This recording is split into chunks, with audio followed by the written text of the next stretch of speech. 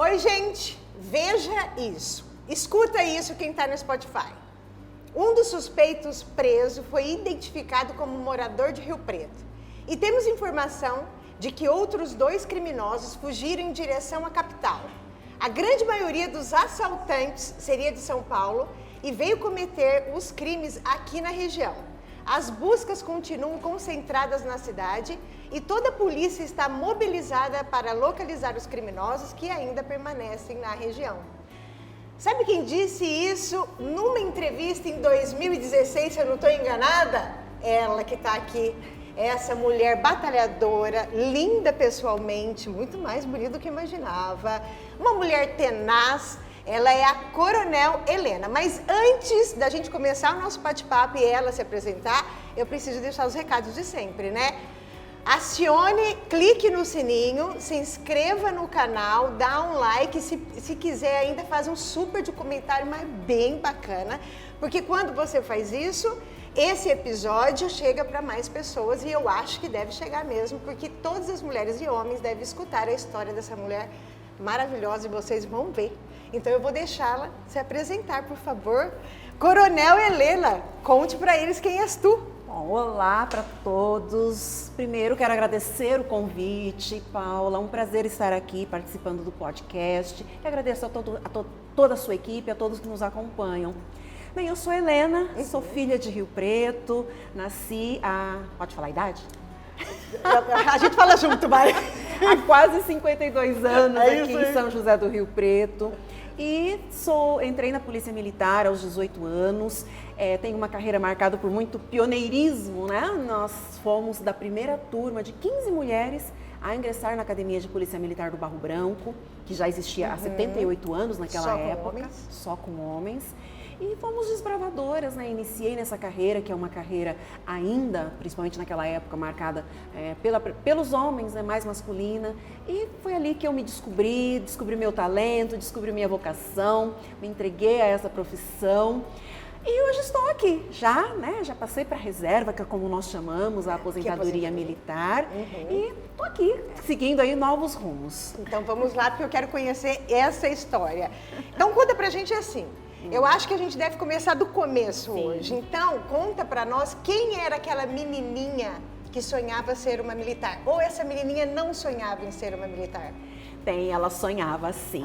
Eu sou filha de um policial militar, meu pai na época era soldado, ele se aposentou, eu ainda era criança, né, por um problema de saúde, mas eu tinha essa referência já na minha vida do homem fardado, da viatura, então eu já tinha isso na minha mente. E aí quando eu cheguei na idade dos 17 anos, que eu encerrei o ensino médio, eu me vi, né, como todo jovem, na iminência de escolher uma profissão.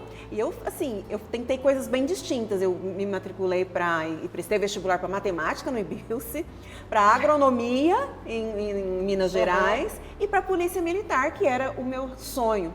E eu tive a sorte de que bem naquele ano abriram as inscrições para mulheres. Então, assim, eu digo que foi por mim, né, que esse fato aconteceu. E eu pude entrar, fiz parte da primeira turma, foi uma prova dura, mais de 100 candidatas por vaga e ocupei uma delas e estou aqui para contar essa história. Para contar essa história porque foi a primeira turma para mulheres. Ele serve como formação mesmo, né? Sim, ele é reconhecido pelo MEC como curso superior, né? Academia de Polícia Militar do Barro Branco. O curso chama Curso de Formação de Oficiais. Nós já tínhamos mulheres na Polícia Militar desde a década de 50, né? Mas elas sempre entravam como soldados, iam até o posto de sargento e aí tinha um curso especial para que elas pudessem atingir o oficialato. Mas as portas de entrada eram diferentes para homens e mulheres até então. Que interessante. Tá, daí você fica quantos anos nessa escola? Quantos anos de formação? São 4 anos. 4 anos. E dentro dessa escola é só teórico ou vocês também fazem exercícios físicos, atividades, não sei, para se tornar... Tudo isso. Tudo. O curso, a base dele é direito, porque o policial militar, ele é um aplicador da lei. Sim. Então, ele tem que ter esse conhecimento jurídico para que ele possa aplicar a lei corretamente, né? E não cometer, assim, excessos. Depois nós temos a parte de administração, porque o Barro Branco forma os futuros gestores da Polícia Militar no estado de São Paulo. E temos a parte técnica, que é a parte de escrituração, boletim de ocorrência. Aí temos a parte prática, que é o tiro defensivo. Aí tem outras matérias, como equitação, também tem a parte esportiva, todo aluno oficial ele acaba desenvolvendo algum talento que ele tenha na natação, no basquete, no vôlei. Então o curso ele é muito completo. E esse curso ele é exatamente o mesmo para mulheres e homens? Exatamente o mesmo. Perfeito. Até assim, nós éramos, entre aspas, as cobaias, né? Porque nós tínhamos que demonstrar ali se nós tínhamos condições de nos adaptar naquele ambiente.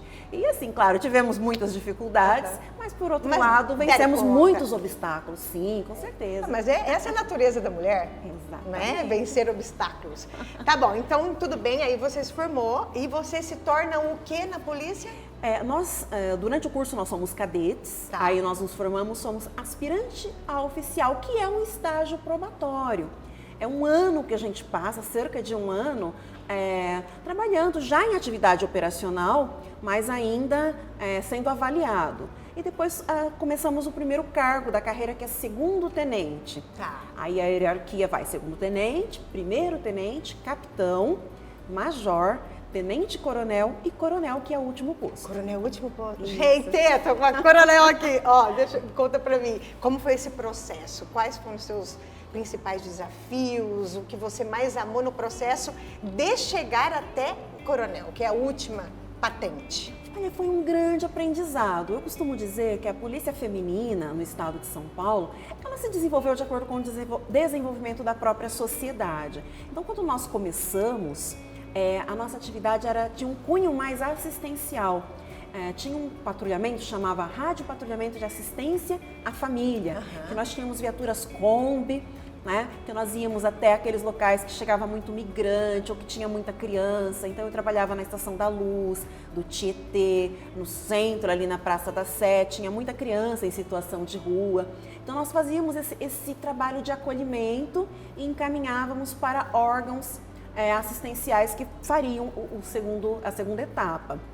E depois a polícia feminina começou a evoluir. Aí começaram mulheres para o trânsito, depois para o Copom, aí foi ampliando, rodoviária, ambiental. E hoje nós temos mulheres pilotos, temos no choque, na cavalaria, em todas as unidades. Mas isso foi sendo gradativo, né?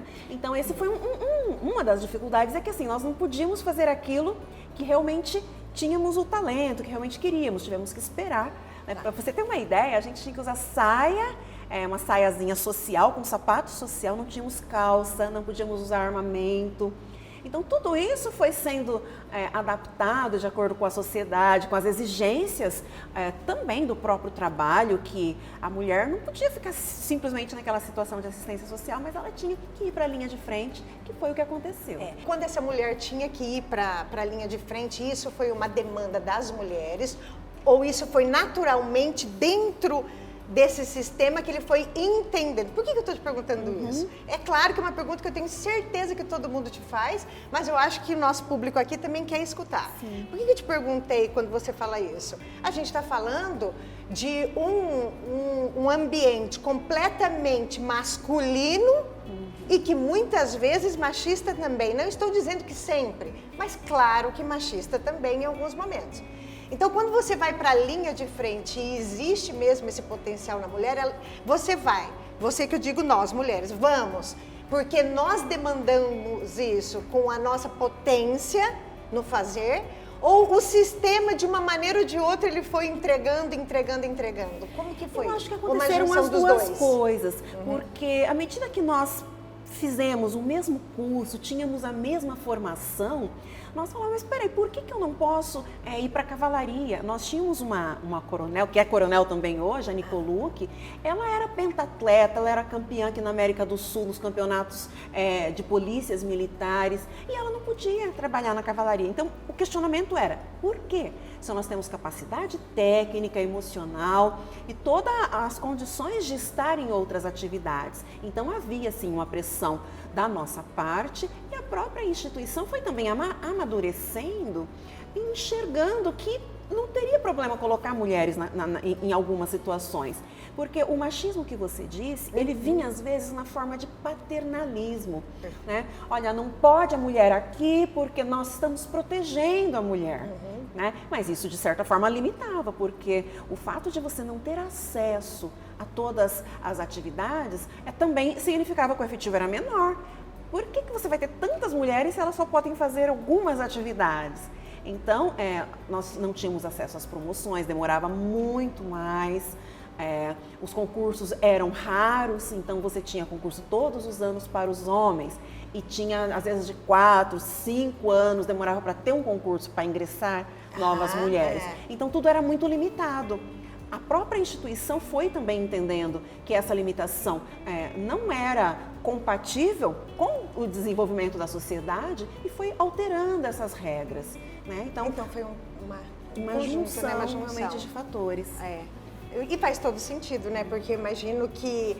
Qual é a sua opinião? O que a mulher introduz nesse sistema da polícia? Qual é o papel dessa mulher ali dentro, além das atividades físicas? O que ela faz diferente do homem? Eu acho que a mulher traz equilíbrio, traz sensibilidade. A demanda que você falou da própria sociedade foi, por exemplo, nas ocorrências em que havia um envolvimento de mulheres, em que era necessário ter uma figura feminina. E aí a gente se deparava, por exemplo, com ocorrências de violência contra a mulher, em que o atendimento feito pela mulher era diferenciado e era desejado pela própria vítima, para se sentir mais confortável, à vontade. Mas esse conceito naquela época ainda não existia, tanto que as delegacias especializadas, elas foram surgir bem depois, né? Eu estou falando do início da década de 90. Então, assim, a mulher, ela traz esse entendimento diferenciado, mais sensível, do acolhimento, que é muito necessário nas situações. Mas, assim, eu diria que a mulher, ela se adaptou muito bem. Algumas áreas mais que outras, claro, mas a gente se encontrou na atividade policial porque lida com pessoas, lida com o ser humano no pior momento de suas vidas. Então, é importante você ter essa sensibilidade, como poderíamos dizer, essa empatia com a vítima, porque você não pode encarar a segurança pública pelo prisma só do bandido. Perfeito. Você tem que encarar pelo ponto de vista da vítima, que está ali no seu momento sensível, necessitando de uma palavra. Às vezes, prender a pessoa, o bandido, e recuperar o patrimônio é menos do que alguém que te estenda a mão, que te socorra, que te fala, olha, a gente está aqui com você e por você. E a mulher trouxe isso para a segurança pública. Que bonito. Nossa, que bonito. Fiquei emocionada agora. Bastante. Deixa eu te falar, deixa eu me recompor aqui, porque eu estou vendo a cena do que você falou agora. Eu vi isso acontecer aqui na minha frente. E o que você falou é verdade. A gente está no mês das mulheres e quando você fala dessa força da empatia, quando você fala dessa força da humanidade, é realmente muito feminino. Não que os homens não tenham isso, claro que tem, mas é tão feminino, né? É muito feminino. Conta pra mim, nessa trajetória toda, porque a gente vai chegar no momento que você se desliga, porque você se aposenta e depois se torna uma candidata na política. Mas antes disso, eu imagino que você deve ter passado por inúmeras experiências maravilhosas e também muito difíceis. Em algum momento você quis desistir enquanto você esteve lá? Paula, nunca quis desistir. Teve momentos, sim, de grandes dificuldades, daquele sentimento, assim, de estar sozinha, de não ver, às vezes, saída, solução, mas eu sempre me superei nesse sentido. Sempre busquei força, tive uma família bacana, eu tenho 5 irmãos, né? Família que Eles sempre todos me eram apoiou. policiais? Teu pai? Qual era mesmo? Não, meu pai e meu irmão. Meu teu irmão, irmão, inclusive, né? ele já faleceu, né? Ah, tá. Esse, inclusive, foi um momento de muita dor para nós todos, porque foi um fato violento. Mas ele faleceu trabalhando? Trabalhando. Na verdade, em deslocamento. Ele estava voltando para casa e aí tudo indica, né? O esclarecimento da ocorrência indica que ele interferiu numa ocorrência numa lotérica e acabou sendo baleado. Então, esse, assim, foi um momento, com certeza, que você sente esse balanço nas estruturas, mas eu costumo dizer, né, a cada policial que cai, outros 100 tem que se erguer para defender a sociedade. Tá. Eu tô meio emocionada também, né, você percebeu? É porque é muita força. Porque conversando aqui com você, a gente lembra de tudo que a mulher teve que passar, sem vitimismo. Sem vitimismo nenhum, absolutamente nenhum. Eu não sou desse estilo. Eu sou uma guerreira também. Mas a gente sabe o quanto que a gente tem que pôr de força para ser uma guerreira também. Sim, porque às vezes você tem o teu momento de fragilidade, mas o mundo está girando, né? Você não pode se recolher para recuperar, você continua fazendo apesar do teu sentimento. Apesar do sentimento. E você tem as crianças lá em casa para cuidar, ou você tem outra coisa. Então são muitas demandas para uma mulher ser heroína. Mas ótimo, graças a Deus que a gente tem as heroínas, não é verdade? Muitas, né? Então, conta pra mim um negócio. Lembro que uma vez eu vi uma entrevista tua, mas eu não consigo lembrar exatamente a história, mas que você, quando você era criança, alguém ou bateu em você, 2 meninos, e uma moça foi lá. Isso me parece ser uma história de sororidade. Isso é sororidade pra você? Ou como que você entende a sororidade hoje? Mas como que foi?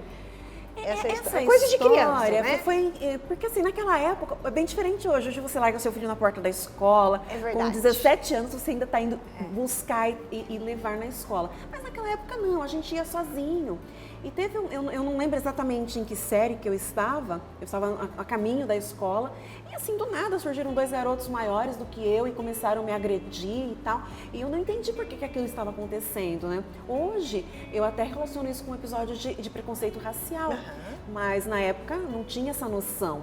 E aí uma menina que era maior do que nós 3, no caso, né, acabou interferindo naquela situação, me resgatou ali daquele momento, né? Eu sou muito grata por essa pessoa, e eu acredito que sim, né? Porque nós temos um tempo também em que às vezes as pessoas preferem ignorar, né, aquele sofrimento e passar reto, seguir em frente. E eu acho que isso não é uma opção. Eu acho que a gente tem que enxergar o sofrimento do próximo. Com certeza.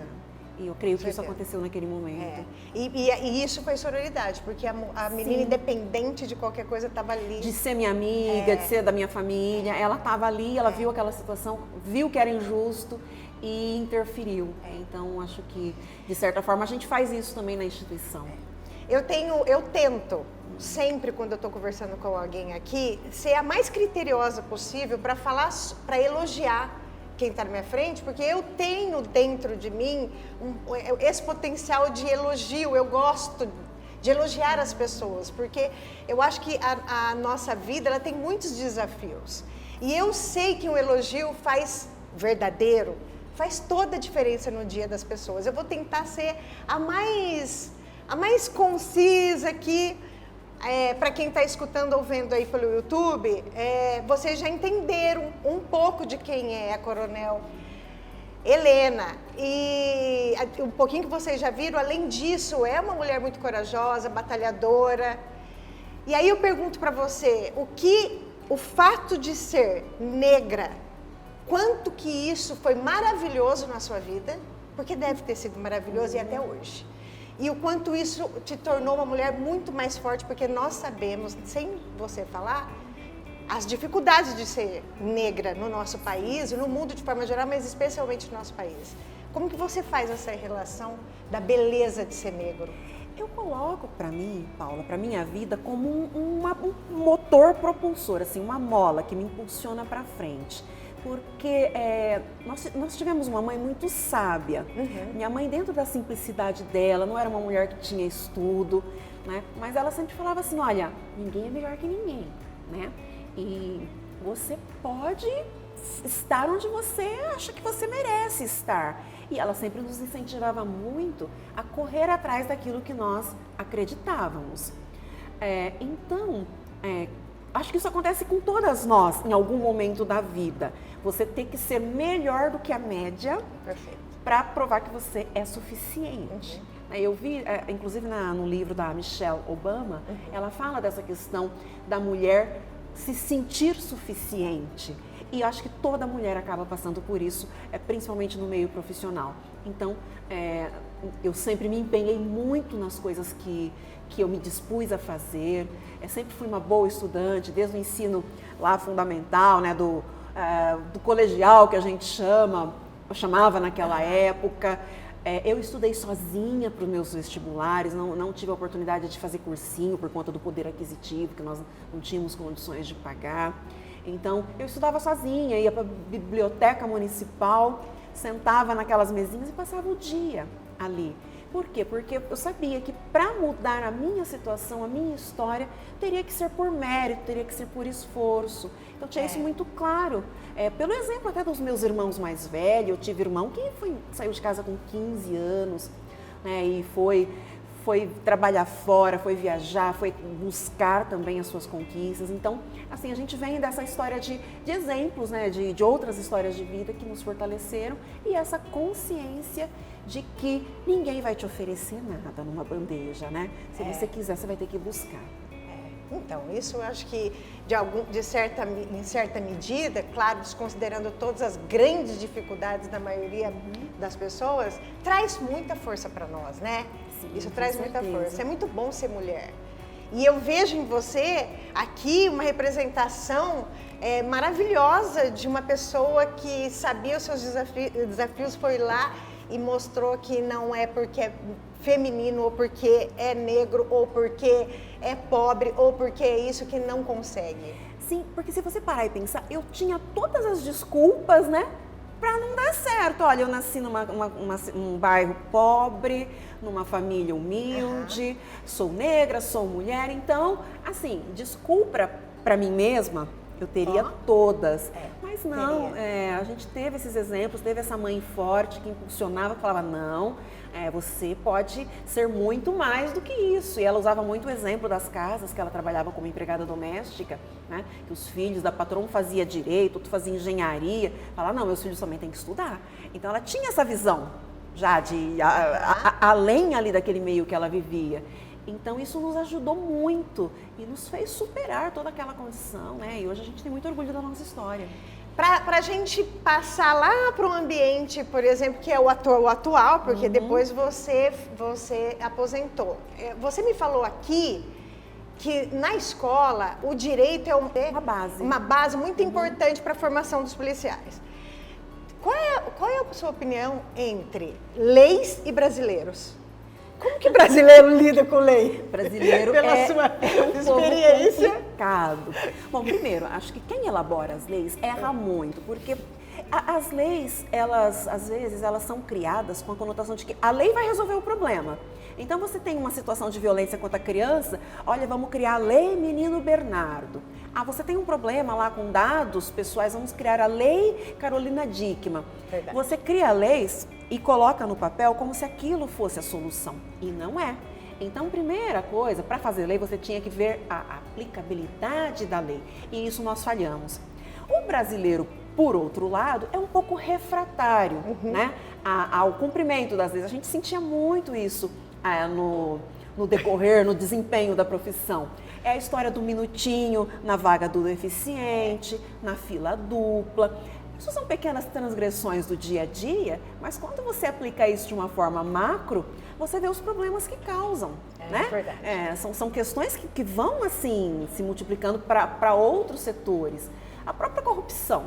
O que está na raiz da corrupção? Fala, mas o outro faz, por que eu não posso fazer? Então, há essa mistura do público com o privado, você não coloca limites. Então, tudo isso atrapalha muito. E tem algumas questões que são culturais, infelizmente. Claro, que a gente não verdade. vê, por exemplo, em outro país, lei que não pega. Como assim? Você tenta explicar essa questão de uma lei que não pega para um americano. Ele falou, oh, what? Como assim? Né? Exato. Lei é lei, né? E aqui não, aqui a lei cai em desuso, não pega e tal. E as pessoas esquecem, né? Que aquilo é proibido e continuam fazendo e ninguém fiscaliza. Acabou pra todo mundo finge que tá tudo certo. Até que dá um problema. É que eu sei, claro que eu sei quem que tá problema. Mas eu achei interessante perguntar isso na hora que você fala, porque eu fico imaginando aqui pro outro lado. Então, você vê, são tantos elementos relacionados às questões das leis, né? Sim. Das leis, tem o policial, e tem a sociedade ali, né? Achando que algumas leis servem, outras não. Serve pros outros, pra mim assim não. Vai. É um desafio também, né? Com certeza. Bom, aí você se aposenta. Sim. E você se aposentou? Quando você se aposentou? 2020, começo de 2020. Há 2 Isso, anos. há 2 anos. Tá. E você se aposenta, mas você é muito nova para se aposentar. Você quis assim? Ah, não quero mais. A PM tem alguns critérios. No meu caso, eu me aposentei com 31 anos de instituição e eu tinha um limitador, porque no posto de coronel a gente só pode exercer por 5 anos. Então, eu me aposentei na véspera de completar 5 anos no posto. Tá bom, mas e se você... Agora, essa é pura curiosidade. Vamos imaginar que você chegou no posto de coronel, mas você não tem como se aposentar. O que você faz? Aconteceu isso com algumas pessoas que foram promovidas rapidamente na Certo. carreira. E aí elas chegaram uns 5 anos no posto sem ter os 30 anos de contribuição, que agora teve também alteração na Previdência, que mudou um pouquinho também a nossa. Mas aí você tem que obedecer o critério da Previdência, aí passa um pouquinho no posto. Né? Mas se você tem os 2 critérios, tempo no posto e contribuição previdenciária, você pode compulsoriamente, né, ter que se aposentar. No começo da nossa história tinha uma Heleninha que queria ser militar. E onde está a Helenona que queria ser política? Onde ela nasceu? Olha, bom, primeiro que a Heleninha está aqui ainda, né? Está aqui no coração. É verdade. Aliás, é a Heleninha que traz o amor para qualquer coisa que faz. Tudo, com certeza. Tudo. A essência nossa, ela tá ali, aqui. Né? Ela tá. Olha, a política, ela foi entrando na minha vida aos poucos.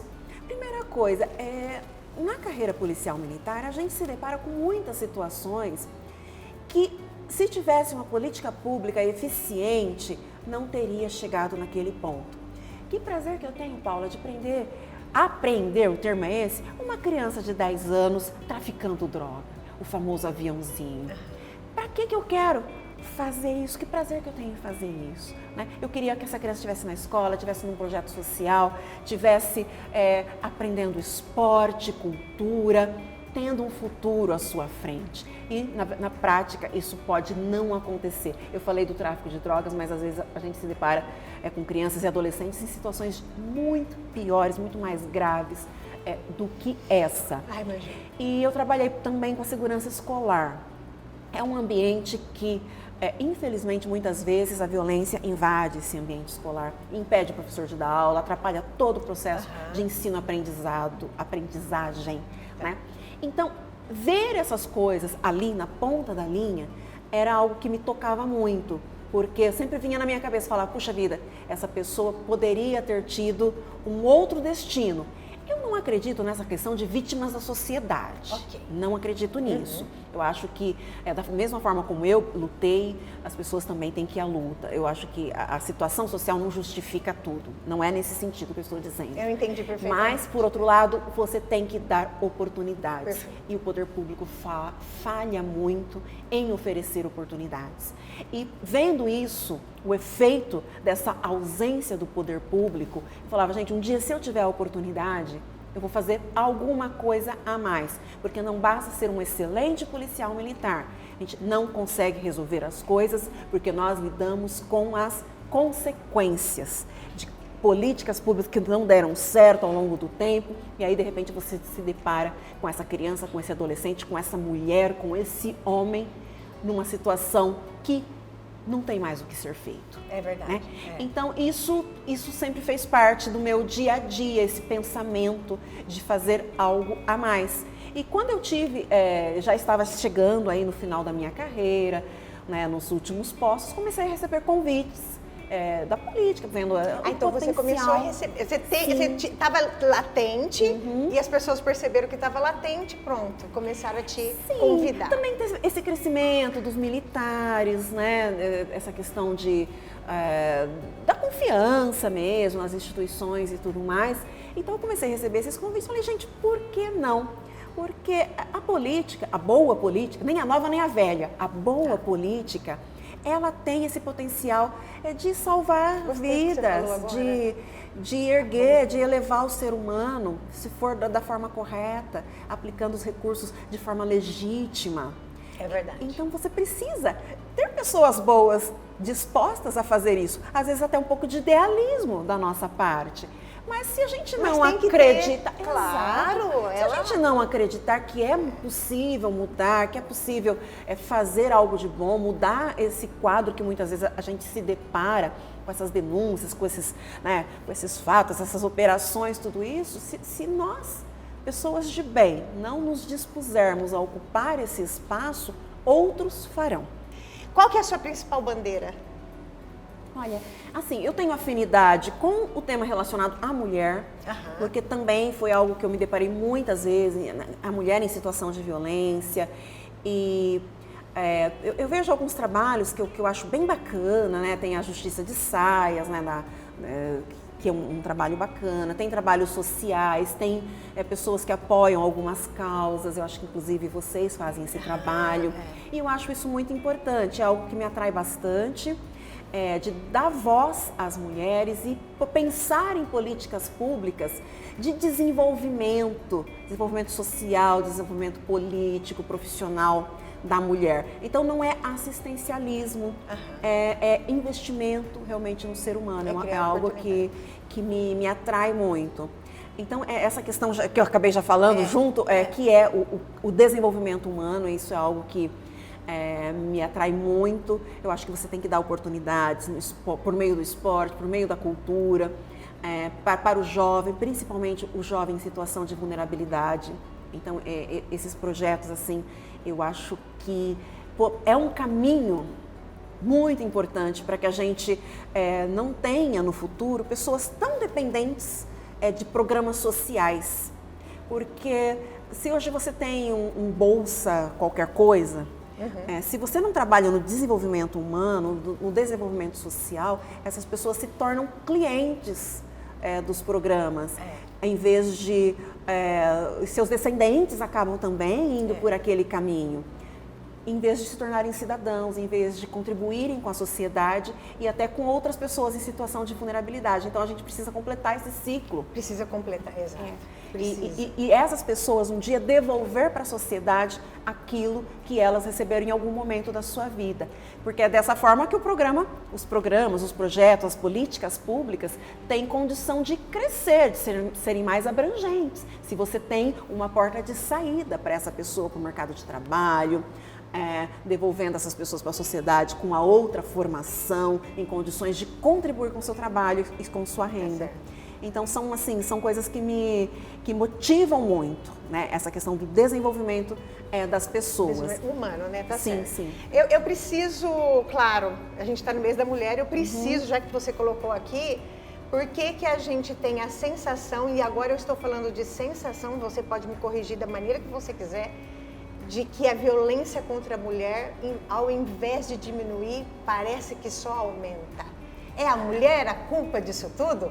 De forma nenhuma. Tá, isso é algo que a gente precisa combater, inclusive, essa questão essa pergunta de culpabilização da mulher. Isso. Você sabia que até pouco tempo, até o ano passado, a questão de usar o crime de honra, sim, aquele crime de honra que você, eu fui traído, então matei em defesa da honra. Isso era uma tese de defesa aceita até o ano passado. Alguns advogados usavam isso como justificativa para o feminicídio. Olha que absurdo, algo que devia ter ficado, que nunca deveria ter existido, mas que devia ter se perdido na história, claro, ainda sendo usada essa tese de defesa, legítima defesa da honra. Eu fui ofendido na minha honra, eu tenho direito de tirar a vida de um outro ser humano. Olha que coisa absurda isso, né? E hoje a gente ainda vê muito essa questão de Ah, mas também ela não se dá o respeito. Olha a roupa que ela está usando. Ah, mas também está procurando. Olha lá, essa hora da noite. Mas ela também bebia. Então, são justificativas que a sociedade coloca para a mulher, para dizer que a mulher ela teve culpa naquilo e que aquela violência pode ser legítima. Então, isso é inaceitável. Mas por que em pleno século XXI, 2022, a gente discute isso ainda? Por quê? É muito difícil de mudar essas questões culturais até, né? Você tem que pensar hoje na formação de meninos e meninas. Que tipo de homens e mulheres que eu estou criando para entregar para a sociedade? Que exemplos que eu estou dando? Porque uma coisa é o ensino formal, outra muito diferente é a base. A formação começa junto com a família. Que tipo de exemplo você dá? Você é uma pessoa que respeita a mulher, que respeita o ser humano, que respeita o próximo. Que tipo de exemplo que você está dando dentro da sua casa? Né?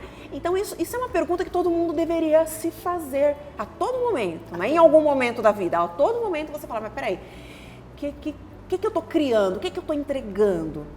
Então, porque as pessoas esperam muito que o governo faça algo, que eu receba algo, que alguém tenha uma ideia que resolva o problema, quando todos nós fazemos parte do problema e da solução do problema. Então, acho que esse meia-culpa, às vezes, é o que está faltando, né? Só perguntar por que isso acontece em 2022, a gente está falando coisas que nossas avós já se queixavam, mas a gente não tem feito nada para mudar a forma que nós formamos homens e mulheres. Né? Então, e tem algumas mulheres que acabam passando de novo. Eu estou falando de que eu escuto, não estou falando com base em nenhum documento, tá? A sensação também é que, conforme o tempo vai passando, além de a gente perceber que a violência acaba aumentando ou não diminuiu com o passar do tempo, podia ser os dois, não aumentar, pelo menos diminuir, mas que a mulher não se sente garantida, a mulher não está se sentindo garantida. Isso também é um problema. Quando assim a gente fala de formação de homens e mulheres, você tem que formar homens para não ser violento e mulheres para não serem vítimas. Certo. Porque a mulher ela acaba reproduzindo alguns comportamentos que ela teve acesso na infância, às vezes até comportamentos machistas, exatamente. Ela faz colocações, tem uma pesquisa muito interessante daquele Fórum Brasileiro de Segurança Pública, que ele diz, a pesquisa diz justamente isso, essa percepção de que a mulher teve culpa da violência sofrida, e entre aspas, por não se dar o respeito ou qualquer outra situação, mais que 50% das mulheres responderam que sim, que elas vislumbram isso. Então, na verdade, a gente está reproduzindo alguns comportamentos que estão ali, né, latentes na sociedade, estão presentes na sociedade e que a gente não consegue, às vezes, frear esse tipo de comportamento para a próxima geração não vir repetindo e isso se perpetuar. Um grande desafio. Principalmente agora que, por outro lado, claro que a gente não pode deixar de levar em consideração que, por outro lado, algumas mulheres estão avançando de uma maneira que nunca pensada há 30 anos atrás. Hoje tem visibilidade a questão também, né? Tanto a questão quanto a mulher em papéis que, imagina, que a gente imaginava que mulheres estariam aqui fazendo um podcast, não é verdade? É verdade. Oi, fala disso há 40 anos, imagina. Né? Mas você me falou uma coisa aqui que eu achei bacana, essa expressão que você falou. Nós precisamos educar os nossos filhos para não serem violentos e as mulheres para não serem vítimas. Sim. Como que se educa uma mulher para não ser vítima? Eu acho que é aquela questão de acreditar em si mesma, de não aceitar papéis de subalternidade em todas as relações, né? Porque o patriarcalismo, né? aquela questão patriarcal, né? Em que a mulher, você pega, né? É recente ainda na nossa história. Você pega no final aí a década de 30, né? A mulher foi ter direito a voto, acho que em 32, se não estou enganada. É, isso mesmo. E isso é muito recente ainda. A mulher tinha a educação bem, assim, menos acesso à educação do que os homens. Mas hoje a gente já tem tudo isso, né? Você pode fazer o curso que você quiser, você tem uma internet que você pode pesquisar aquilo que você quiser. Mas a gente vê, por exemplo, não assim condenando um gênero musical ou outro, né? Mas você pega, por exemplo, alguns gêneros musicais que desvalorizam a mulher, que colocam a mulher lá embaixo como, né, como equiparada a um animal. A questão do corpo se sobressaindo. Então, acho que isso na formação de meninas são questões muito sutis, mas muito importantes, da mulher ser valorizada, saber que o corpo dela é dela, é um patrimônio dela, que ela é que tem que definir o que é bom ou ruim. Por que você, eu não sei se eu estou correta nessa informação, mas aí você decide ir para a política e vai direto concorrer à prefeitura? Eu já fui assim, como é que é aquela história de saltar da frigideira pro fogo? Entendi. Já foi direto. Mas, assim, eu recebi convite para ser vice de vários candidatos. Aliás, eu vinha recebendo esse convite para ser vice antes até da minha aposentadoria, antes da minha decisão de ir para a política. E eu enxerguei também uma oportunidade, né?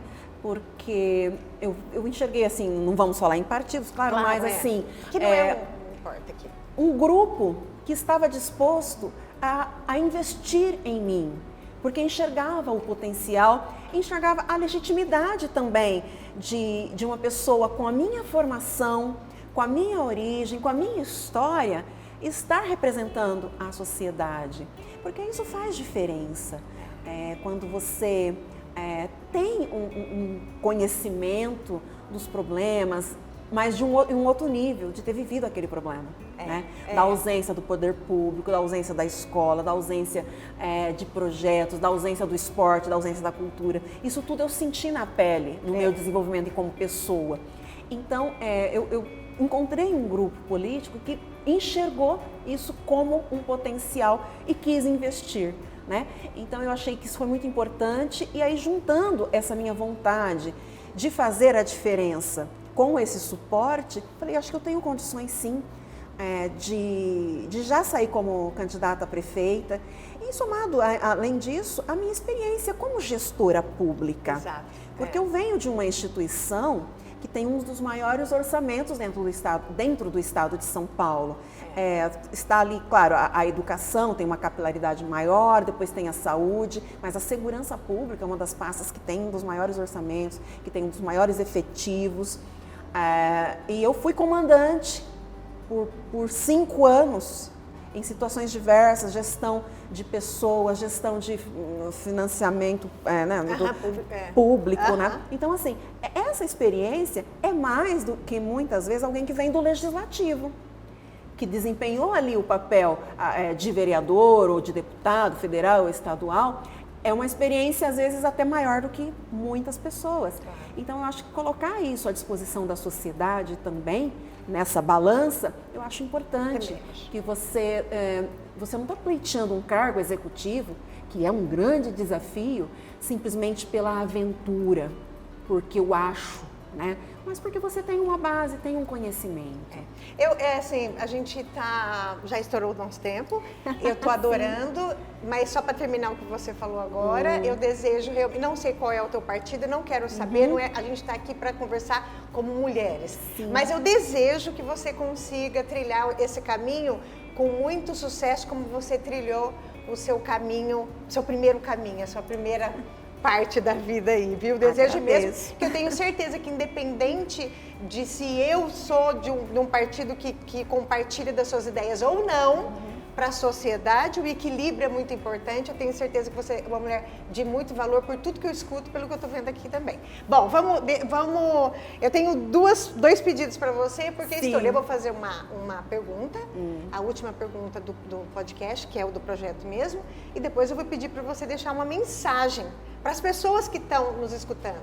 Imaginando o seguinte, deixando na sua mente que nós estamos no mês das mulheres, então é uma mensagem para as mulheres e que cabe perfeitamente no ouvido do homem, tá bom? Então a primeira coisa que eu quero te perguntar o nosso podcast chama Bossa Nossa. A palavra bossa tem inúmeros significados, dentre eles é aquele aquela qualidade, aquele talento, aquele algo que só aquela pessoa, aquela coisa tem para ser aquilo tudo. Para você, qual é a bossa de uma mulher que sabe seu próprio valor e impõe o seu valor com amorosidade, como as mulheres sabem fazer? Que mulher é essa? Por que ela sabe fazer isso? Impor valor? Eu acho que é uma mulher realizadora, né? É uma pessoa que pega uma situação que parecia impossível e torna possível. Eu acho que isso faz muito parte de nós, mulheres, né? De falar, não, mas estão dizendo que eu não posso? Vou lá saber se eu não posso mesmo. Peraí, né? E vai e faz. Então, acho que é uma mulher realizadora. É uma mulher realizadora, adorei, é isso mesmo. Bom, então agora, antes de você falar para todo mundo como a gente continua te acompanhando, eu queria que você deixasse uma mensagem, da maneira como eu te falei, para as mulheres, mas que cala perfeitamente para os homens também. Pode falar aqui, se você quiser. Olha, eu vejo a mulher como um ser, assim, completo, capaz e, como eu já disse, realizador.